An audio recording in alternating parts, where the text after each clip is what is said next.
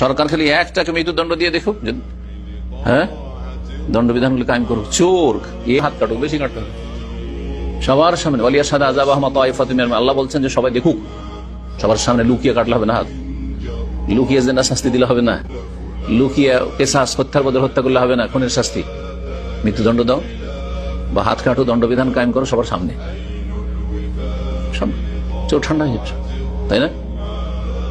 তো দ্বীন ইসলাম মানব জাতির সমস্যার সমাধান শুধু সাহাবায়ে কেরামদের যুগে দিয়েছে নয়, খোলাফায়ে রাশিদের যুগে আর উমাইয়াদের যুগে, আব্বাসীদের যুগে দিয়েছে নয়, আর শুধু সৌদি আরবে দিচ্ছে আর অন্য জায়গায় দিবে না। সৌদি আরবে নিরাপত্তা আছে আর অন্য জায়গায় নিরাপত্তা নেই।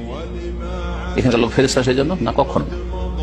এখানে লোক মানুষ, এখানে অসৎ লোক আছে, কিন্তু ভয় আছে যে আমি যদি এমন কিছু করি তো বাঁচবো না।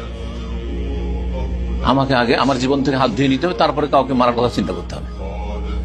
চুরি করলে আগে একটা হাত রেডি থাকতে হবে হাত কাটার জন্য, তারপর চুরি করতে হবে, তাই না? কিন্তু অন্য দেশে যেখানে মানব রচিত বিধান, সেখানে সব ভয় নেই। সেই জন্য চোর, ডাকাত, খুনি আর জেনাকারী, লম্পট, চরিত্রহীন, ওপর থেকে নিচে পর্যন্ত ভরে গেছে।